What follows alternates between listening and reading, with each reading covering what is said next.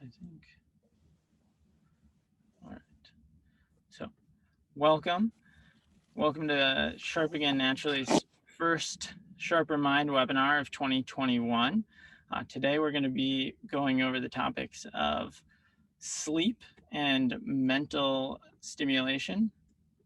First, just a couple pieces of housekeeping. One, we're going to mute everyone throughout the presentation, and we'll hold questions till the end. So Sue, our executive director, will just kind of keep everyone muted. If you have a question during the presentation, please feel free to put those in the chat box. We would love to see have your questions come in as you think of them so that we can kind of get them answered right at the end. And then second, I just wanted to thank everyone for joining us tonight. My name's Steve Ledvina. We'll do introductions in a second.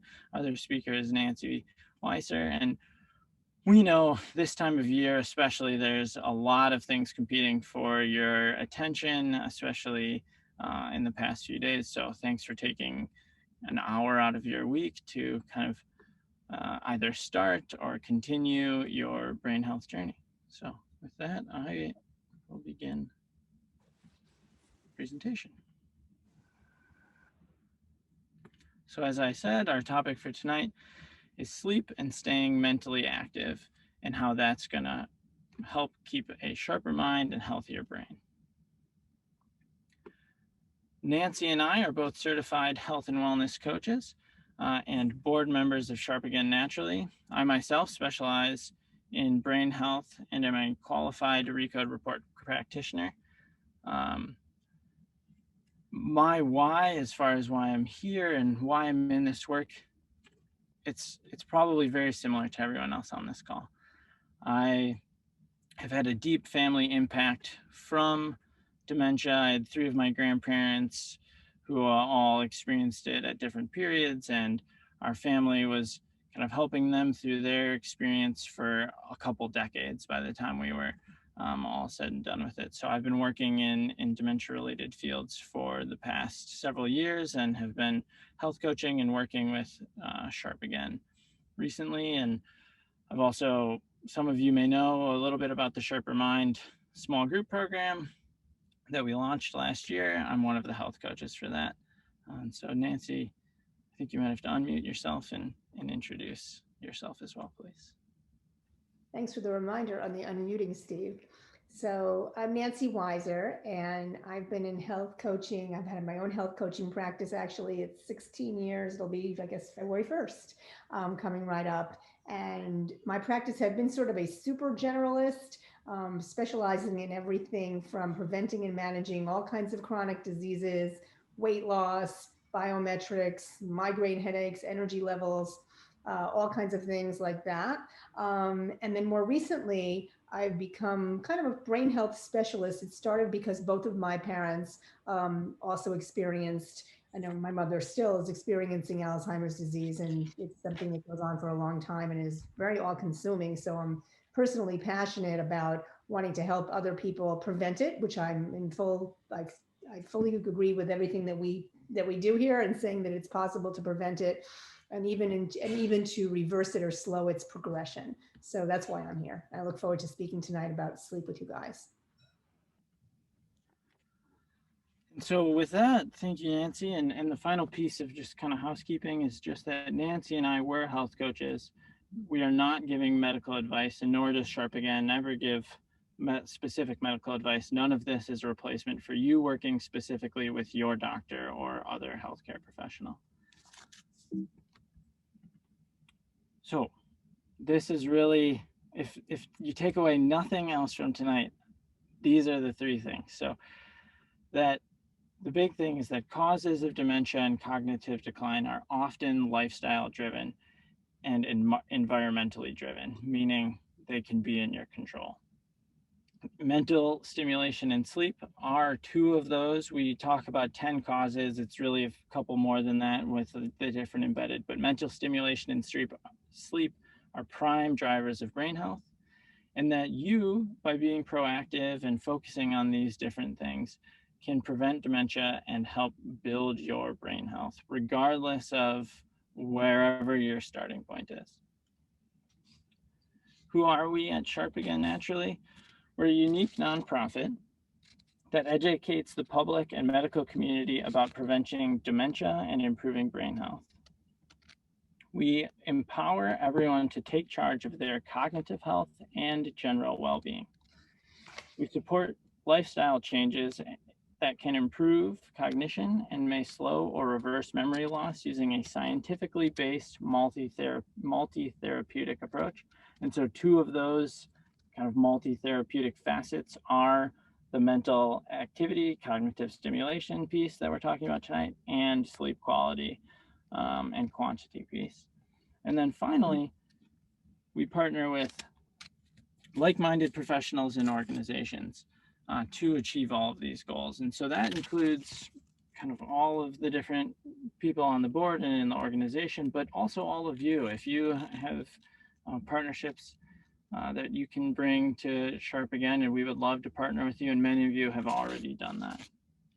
So now for a little bit about why we're all here. I think everyone in their heart has their own why. Maybe you're here for yourself or a loved one.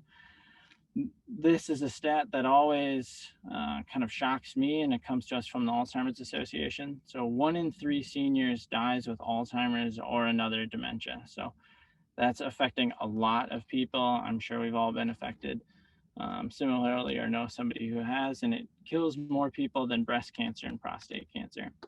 And that's kind of the national side of things. The more personal side, and I can certainly identify with this, is that I don't want to be a burden to my family when I'm older, and we hear that a lot from our clients. Okay, so that's the why. Now for the good news. The good news is on the flip side of that, mild to moderate cognitive impairment can be successfully treated and has been shown to be successfully treated. There are studies that continue to show positive results using lifestyle and other interventions, and that's what we're talking about here. That research is coming fast and furious. There's new things that we learn every single day. There are multiple of these multi-therapeutic approaches that have been shown to be successful, and they all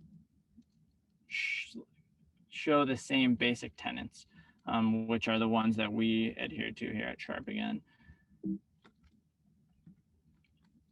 Genetics. So one big thing that often causes a lot of concern is, and some of you may be familiar with the ApoE4 gene, is that genetics may increase risk, but it's important that everyone understands this is not predictive. These genes, they're probabilistic. They maybe make your risk higher, but they don't guarantee it. And really, the more we learn is this information should be used to tailor how you approach things rather than feel that you're at some great deficit depending on your genetics. And the final piece is just that if you start now, your actions can start contributing to your brain health in the future, and it's really never too late to start. Studies show that kind of people starting at every different stage of the game, whether it's when you're, in your infancy or middle age or late life, there's always a positive effect that you can have. All right. So we'll just kind of go through quick, give you the overview of the addressable causes of dementia. I'm going to run through these, and we've done webinars on several of these. We'll be doing webinars on several more throughout the year, but it's good to give the context and have the overall view of things. So the first one, nutritional imbalances and deficiencies. Some of you may have seen that as part of a webinar last year. Toxins in food, water, air, work, and home. That was also covered in a webinar last year. Effects of prescription and other medications. Heavy metal toxicity, that's going to be included in the webinar coming up in a couple of weeks. Hormonal imbalances will also be included in the webinar coming up in a couple of weeks. Low-level infections, that's things like kind of oral infections, Lyme, mold, food, different things that would cause inflammation. Inadequate physical activity, mental stimulation, social interaction, that's a big one there, and one that you have a lot of control over. Prolonged stress, I think we often have that in our lives, and certainly this year that's the case, so one that you want to be kind of mindful of. Sleep and breathing, that's tonight as well, the sleep half of that. and physical and emotional trauma. So with that, what we're covering right now is we're gonna start with mental stimulation. So that begs the question, what are we even talking about when we say mental stimulation?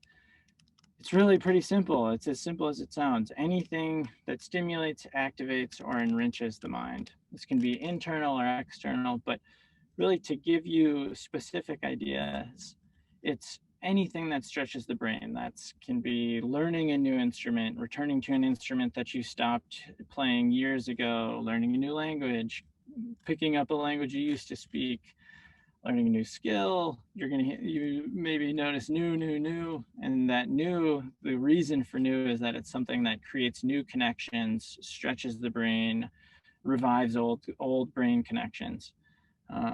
These are the types of things that have been shown to be safe, effective strategies for delaying cognitive decline and impairment. But I want to say this right from the outset, the biggest, most important thing with this is it's something that you want to do, something that you enjoy.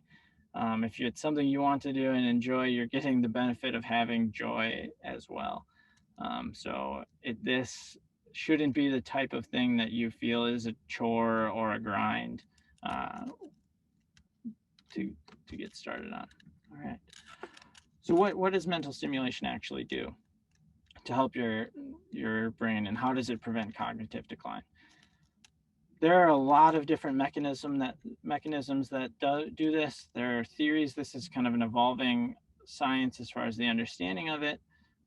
But some of the main ways just simply increases blood flow, which increases oxygen and nutrients. These are things that your brain cells need to survive and thrive. And using more parts of your brain doing these skills increases the blood flow to those parts of the brain. Increases neuroplasticity. So neuroplasticity is really your brain's ability to create new connections, create and kind of learn and grow in new ways. And obviously learning new things helps do that, and that neuroplasticity process has been connected to reduced cognitive decline over time. Keeps us learning as we age. That might seem kind of similar to just mental stimulation, but it's been shown, and we'll talk about this in a couple of slides, but that learning as we age and just throughout life is linked to lower cognitive decline in late life. And finally, the big piece is some of these neurochemicals. The more neurochemicals that you can produce, and those are produced by mental stimulation, the better your brain is going to be. And the main one that we're talking about right now is called brain-derived neurotrophic factor. And that is a neurochemical. Let me catch up on my notes for a second. So BDNF is the name. It's a protective chemical which induces growth and survival of neurons. Without BDNF, learning and attention is impaired because the transmission between neurons is reduced. So mental stimulation and memory.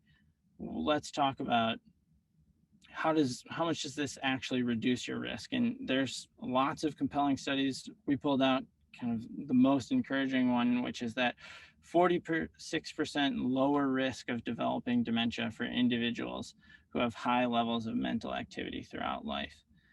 There's many components of memory. We've listed a few here. These are all ones you probably are familiar with: reasoning, processing speed, long and short-term recall, focus, executive function, problem solving. But really, that hopeful stat, the 40% lower risk of dementia with high levels of activity throughout life. What is kind of the biggest factor that all of this builds into? We mentioned a few before, but the thing that comes up time and again in all of the studies is this cognitive reserve. Cognitive reserve is your brain's ability to improvise and find alternative ways of getting a job done. Basically, if your brain is kind of losing a little bit of connections in one area, if you have a lot of cognitive reserve, your brain will just pick up the slack in another area. And the two factors, which I kind of mentioned already, that go into this are years of education and mental engagement throughout life. And that directly translates into what we're saying is brain size, but is really thought of as number of neural connections. And that said, some of you may be thinking, oh, so years of education, that's kind of over and done with. I did that years ago. What about if I start doing more mental activity today? Good news is that cognitive activity prevents against age-related decline, regardless of education level, if you're starting it at any point in life. So it's not as if it's just something that you've done in the past or haven't done. Any additional activity has been shown when controlling for your years of education and mental engagement to have an effect. So this, I want to take a breath, a pause. The science is important, but really one of the things we want to focus on and create in everyone is behavior change. So whether you're here for yourself or a loved one, this is kind of where the value really is. What can you do? Stay engaged and active. Like I said at the beginning, what are your interests? It's about learning something new, trying new approaches, trying new hobbies. I would encourage everyone to kind of in their brain think of one thing that you've been interested in doing. It's the beginning of the year. Maybe it's something you wanted to try out, and just think of ways you can start that. It can be as simple as using an opposite hand or side, challenging yourself to do something new. It can also be something like listening to music. It has a lot of support in the literature. One thing that's very frequently talked about is cognitive training, and you may have heard of that. If you're going to do cognitive training, the one with the most supported research, and this is included in both the Bredesen protocol, it's referenced in the Alzheimer's Prevention Clinic approach, and many, and is kind of included in the finger study. All of those are sort of some of the major multi-therapeutic approaches. It's Brain HQ. There's specifically the one that's the exercise there that's most supported is called double decision. You can try that 10 to 20 minutes a day, 5 days a week, 30 minutes or 30 minutes 3 times a week, those sorts of things. Don't feel the need that you have to do that if that doesn't sound exciting, but it's certainly an option. And I know of people that really swear by it. So that, consider that. There's also exercises called cross-brain coordination, crossover exercises that you can look into that kind of activate across the both sides of your brain. All right. Finally, what can you do as far as related lifestyle factors? Mental stimulation isn't just one thing all by itself. Exercise also helps stimulate the brain. Doing it with a friend, where you're walking with a friend, getting a little social engagement, talking, all of those sorts of things. Trying a new route on that. Learning a new sport or practicing a new physical activity is another way to activate your brain. It's just not all about learning a new skill or reading a book or doing a crossword puzzle. Social engagement, another awesome way of getting your brain active. You can enjoy a lively conversation, join a new community of people, visit over a meal, have people, right now that's kind of Zoom related. This is a year that you have to get a little creative for that, or just play a game with friends. There's a lot of options for that as well. And dance, believe it or not, is one of the most kind of heavily encouraged in the literature, because it combines kind of all three of these things. It's mentally stimulating. You're often learning a new skill. It's fun. It's social. And it's physical activity all at the same time. And so with that, I will pass it over to Nancy to talk about sleep. Thank you, Steve. Hi, everybody. So just to put this back in context, what are we all about at Sharp again? We are about, all the things we talked about, educating the public and the medical community and helping all of you guys to empower yourselves to be able to take control of your health.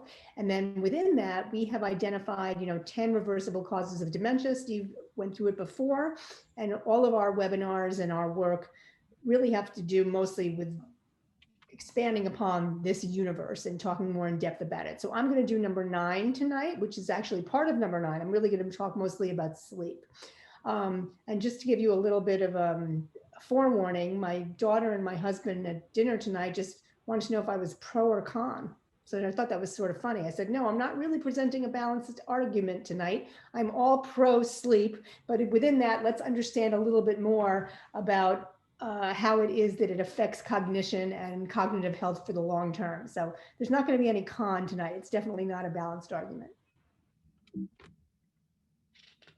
So what happens when you are sleeping in your brain? Here are some things, and I like our visual. We have a person sleeping at the end of each one of these. So sleep consolidates memories. Very important for cognitive health because we're really talking about memory health. It improves insulin utilization, or what we call insulin sensitivity. Something called insulin resistance, which some of you may have heard me chatting a bit about on prior webinars when I've talked about nutrition and the sugar roller coaster and some of these concepts. It's very important to understand what we're talking about when we're talking about how the body uptakes and utilizes insulin. So insulin is a hormone. It's secreted by the pancreas, which is somewhere around here on your body. And it acts as a transport system. I always liken it to a train or a ferry boat system on which glucose molecules, so the energy molecules, the sugar molecules that your food breaks down into, that are used by the cells for energy. So if this whole thing is working properly, the ferry boat or the train carries the insulin into the cell over here. So the cell wall has to be pliable, the cell membrane pliable and easily penetrated, so that when it goes in there like a lock and key, it slides through and the glucose comes over here and goes throughout my body for energy. So this whole system is a very sensitive system, and you want it to be sensitive actually for that to transpire. You don't want it to be difficult for the insulin to get into the cells to be utilized for energy. And sleep improves that whole procedure going on that we're not even aware of. It improves focus, outlook, and mental health, right? It's helpful to be in good shape mentally before you take on all those mental stimulation exercises from Brain HQ. It's necessary for nightly detoxification and what we call autophagy of the brain. So this is the body's way of actually cleaning itself out, of cleaning out dead and damaged cells and creating an environment for new, better cells that will serve us better to regenerate within our brains. Research shows that those who regained cognition, people that we've talked about and talked to, who have actually reversed their cognitive decline, they, for the most part or always, have good sleep habits. What's the goal? The goal is, generally speaking, 7 to 8 hours of sleep a night. And we'll talk a little bit more now about what that really means, what it really means to be getting 7 to 8 hours of sleep a night. First, we at Sharp Again, we use this in like all our presentations because we just love this picture. It's an anti-aging picture. It's what happens when you create these new, younger, more dynamic cells. It says sleep drives metabolite clearance from the adult brain. So this is just a great visual to sort of say, why do I want to motivate myself to do some of these things, to be able to set myself up for a better night's sleep, for better quality, longer, deeper sleep, which I'll talk more about in a minute. So you get this picture in your head of you want these little people coming out with vacuum cleaners and cleaning away all the old stuff. And as I mentioned, this process of autophagy is the body's way of cleaning out damaged cells so that we can regenerate new, healthier cells.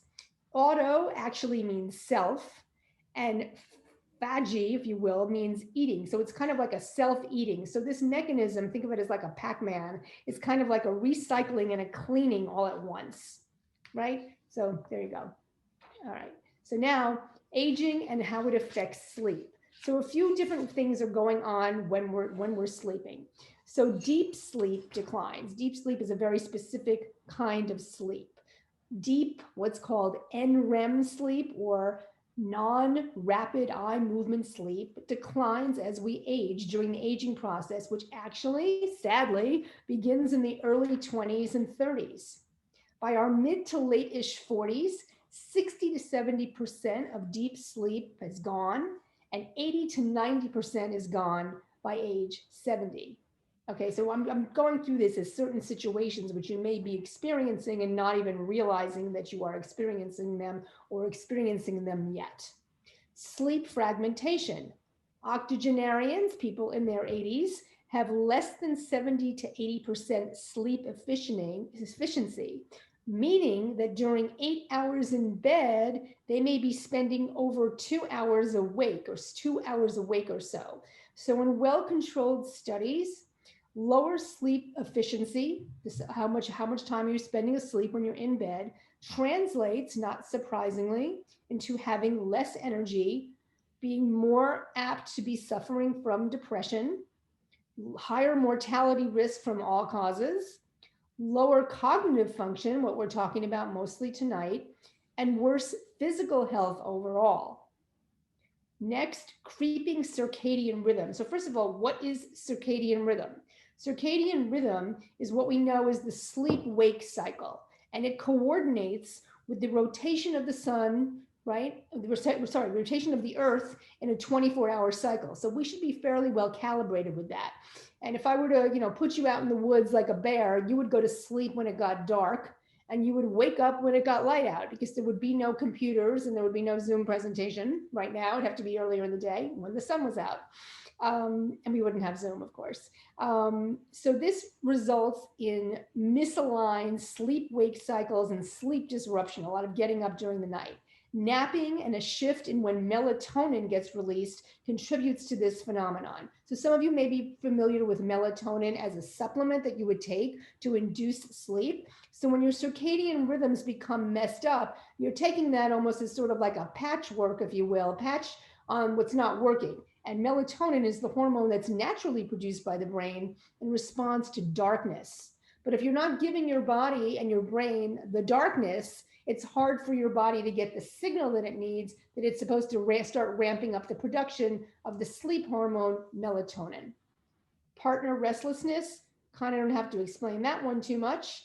And brain atrophy, that's actually brain shrinkage. And as people get older, research has shown that one of the first parts that weakens or atrophies is the part that helps to generate sleep. So the more severe the deterioration in that area of the brain, the more deep sleep loss a person might experience. So sleep, it's simple, right? Not so right, sort of. So we have this notion of, you can see these different things that are recorded here on an Oura ring, which is, you can get this kind of a thing going from your Apple Watch or a Fitbit. They show you different types of energy. So we have different types of sleep. We have awake, obviously people know what that is. REM sleep, REM sleep, rapid eye movement sleep, light sleep, and deep sleep. So in 7 to 9 hours of sleep every night, we want to be measuring what's called sleep efficiency. You see that number here, 80% for this person. That means time sleeping divided over time in bed. And your watch or your Oura ring or whatever can record this. So the goal of this slide, again, sort of like we had the slide with the people sweeping out that person's brain so you could understand what was going on there. Here, the goal of the slide is to get a real clear visual on what it means when you see it recorded, when your sleep is divided up into deep sleep, sleep fragmentation, and sleep efficiency, and understanding what this means in terms of aging effects on sleep. The most important takeaway is that the time in bed is not time sleeping. In order to get those 7 to 9 hours that you likely need, you may need to spend 8 to 10 hours actually in bed. 80 to 85% sleep efficiency, that's considered a good rule of thumb for people to determine how much sleep they need. On to the fun stuff. What do we do here? This is where we come in as Sharp again to say, what are some great things that you can do that are actually fun, that will also promote your sleep? And then when you go back to do these things, they'll be even more fun because you won't be tired, right? It's all a cycle. So do not eat or exercise within 3 hours of going to sleep. For sure, make sure that you're not eating within 3 hours of bed. When I say exercise, I mean like the what we call the HIIT, excuse me, high intensity interval training, aerobics, weight training. Keep all that stuff for the daylight hours. A light restorative type of yoga, that can be good closer to bed, something we call yin yoga, which I'll talk more about. So all of those things saved, create a positive sleep environment. I love this. What's an obvious thing? The room should be dark. Do you have street lights coming in or a neighbor's light? You can ask them to turn off, that kind of thing. That darkness is what's going to promote this melatonin production. Don't keep any screens around. Your bedroom, I always say the bedroom should be for two things only, and one of them is sleep, okay, not for watching TV. Wi-Fi, can you turn your Wi-Fi off at night? I know I recently had Wi-Fi, whatever, Wi-Fi uptick here, put in by Verizon, and we learned that we could pull the cord out at night, and we do. Uncluttered, make sure your surroundings are uncluttered. Go to bed at the same time and wake up at the same time every day. That's the next bullet point, right? So what are some tricks for this? Even if you don't adhere to it completely, just knowing that you want to get there. I have a repeat on my calendar every night for 10 o'clock. It says bedtime. Now, I'm not doing that. I'm going to be perfectly honest with you guys. I am not doing that yet, but I get closer because I see it every day on my calendar that this is where I'm wanting to get to. Inch back a little bit at a time to get to the time that you want to go to sleep. If you're going to bed at 1 in the morning, you're not going to go to bed at 10 o'clock because I'm saying so or you're saying so tonight. Try to move it back in 10-minute increments over the course of several weeks until you get to where you want to be. Try a stress buster to bring energy down and relax. So reading, meditating, doing yoga, like I said, a restorative or what's called a yin yoga class. That's where you hold the poses a bit longer. And, it's nice to have somebody guide you through that. There's lots of good classes on Zoom now for that. Two things that I like to recommend, take a bath or a shower. Before you do that, you can do something called dry brushing. This is a spa brush you can get on Amazon or any pharmacy, and you gently brush this brush toward your heart, and it's a good thing for a cleaning out of your lymphatic system, it's a nice thing to do. And just again, we're all about detoxifying and getting kind of cleaned up. And then if you can, take an Epsom salt bath. That also dries the impurities out, draws the impurities out of your system, and can be a nice way to wind down for the evening. So get off screens 2 hours before bed. Here's a little trick. Your phone, I always get told this by people, by clients and so forth. My phone is my alarm clock. It doesn't have to be. I have a little like, it's a little port, whatever you want to call it, but a little travel alarm clock from many, many years ago. Beep, beep, beeps at me in the morning. My phone is at the other end of my house, plugged in, charging somewhere, definitely 2 hours before I'm going to bed.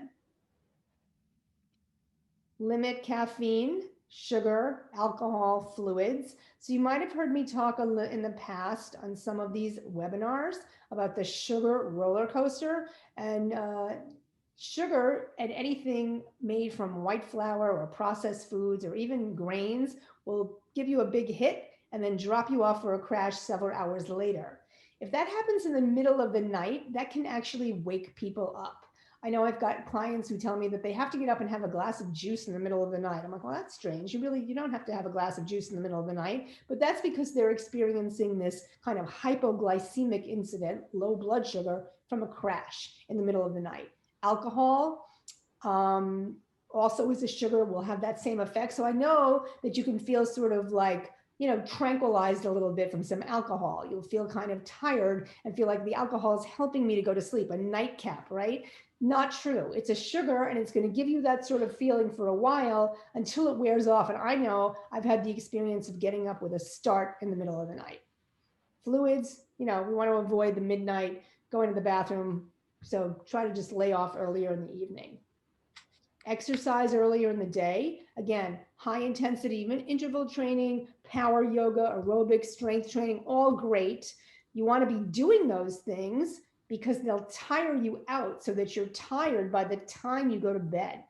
And a little secret that I try to explain to people mostly around weight loss, but it's relevant in this context as well, is that when you're exercising, it's not to burn calories. Although that will happen, you're not going to burn more calories than you're going to eat back later on to make up for the calories that you're missing.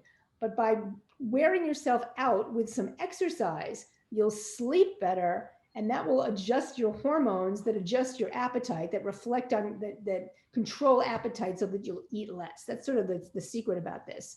So you want to understand that. Next is lower bedroom temperature. So I have to say, I've just started doing this, and it makes a huge difference every single degree that you drop down. So going from 70 to 69, you're going to feel a little cold, but you're going to sleep better. How do you know? You're going to have dreams, so that if something wakes you up, you realize I was just woken up from a dream out of a deep sleep. Every temperature you go down makes a big difference. So try this out. It really works. You just have to kind of bite the bullet. Determine the root causes of poor sleep and have them treated. So what are they for you? Stress, diet, inappropriate diet, lack of exercise, breathing or airway problems. You may actually have to go have an evaluation, a sleep evaluation. Do you have sleep apnea? Do you have anything structural going on with your bite? These are all things that need to be evaluated by a dentist who specializes in breathing issues. So this is one of my favorite slides. Here's a good news flash. Probably most of us on this call tonight are going to live until we are 100 or over. Yes, it's true, because modern conventional Western medicine has enough different kinds of medications and surgeries to keep most people alive until then. Obviously, something can happen, but if it doesn't, you're likely to live until then. And you can live pretty well, getting away with a lot, up until somewhere between 70 and 80. If you haven't taken care of yourself in quite the way that we're talking about here, kind of really upping the charge on wellness, high level wellness, super intensified wellness, then the years from 80 to 100 can start to decline, and they can start to decline rapidly. So the difference on the graph here between the green line and the red line is that you have you're typically healthy, and then somewhere between 40 and 80 it starts to go down, and between 70 and 80 really down. But if you start to do some of the things we're talking about and just really pay attention to treating your brain well, the rest of your body will follow along. You'll have increased health span along with lifespan. And how great would that be? Now I'm going to turn it back to Steve. All right. To give you a preview of the next few slides. So that was a fair amount of information. I think it's great and perfect to have the kind of scientific research-backed background to both topics, mental stimulation and sleep. One of the things we really want to focus on is creating everyone kind of starting behavior change. It's perfect right here in January. I'm sure everyone has kind of, whether you do New Year's resolutions or not, you've kind of started thinking about new things. So we would just ask what is one thing you can do now to improve your brain health? And we gave kind of probably 10 to 15 things that throughout this that you might consider. But even if it's not in one of these two categories, we would just invite you to think of that. And if you want, we would love it if you did. We love hearing from you and have kind of a group experience here to put your answer in the chat box, and kind of everyone can share in those new habits to improve brain health. So with that, we have a number of different opportunities coming up very soon and throughout the year to kind of continue working with Sharp again to improve your brain health or just learn more about these topics. A great one that's coming up real soon is the webinar on January 20th. That's going to be on heavy metals and hormones. It's going to be hosted by myself and Lisa Feiner, the chairman of Sharp Again. We have a small group program that includes education and coaching elements coming up in February. I'm the assistant coach coming up for this one. I'm the current coach for one that's going on right now and worked in the previous one as well. This is a really exciting opportunity. It's going to be a 10-week program with individual sessions and small group coaching sessions.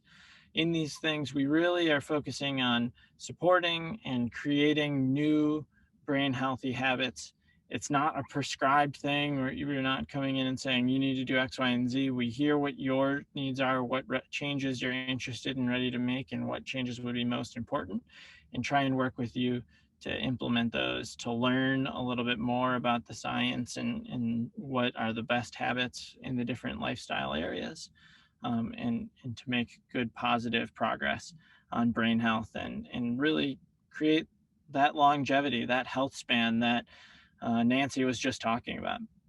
And the final is this professional referral directory. One of the biggest things we hear at Sharp Again, and some of you maybe have asked this, is just that it's really hard to find good health coaches, good doctors, dentists, other specialties. And one of the things we're building this year is a professional referral directory that will help, our clients and anyone related to Sharp Again to find kind of the best people in those fields for them.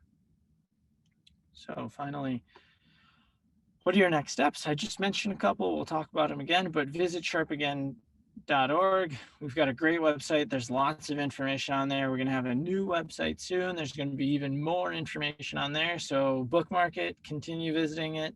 There's a lot of good resources there. You'll also find beyond just this next webinar, all of the different things are going to be listed there throughout the year that we're doing. Join or refer someone to our programs, you or a loved one. Please email us at sharperminds@sharpagain.org.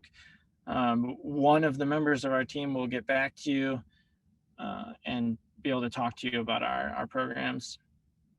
This is a big one. I want everyone to think about this. Host us for a presentation to your group or organization. If you're a part of a church, a synagogue, you have a relationship with a library, you live in a community that does presentations, any of these types of things, please, we would love to give kind of an introductory brain health presentation or a presentation on anything related to cognition and brain health that you might be interested in to your group. So please invite us. We love to work with new people and reach a broader audience. And finally, we just invite you to kind of support these webinars, pay this experience forward to the next group, and by donating to sharpagain.org if you're so inclined. We have a donation link, sharpagain.org/donate, and that's always up on the website, and so you can donate there. Finally, we will open it up for a Q&A. I think the way we're doing Q&A is you can put your question in the chat, and our executive director, Sue, will read it for us. And please, if you are so inclined, write down these emails. You can also email, this is Nancy and my emails at our professional emails. And if you have any questions, feel free to email the info@Sharp-Again or the Sharper Minds at Sharp-Again that we just had on the screen. And somebody from the team will be able to help you out.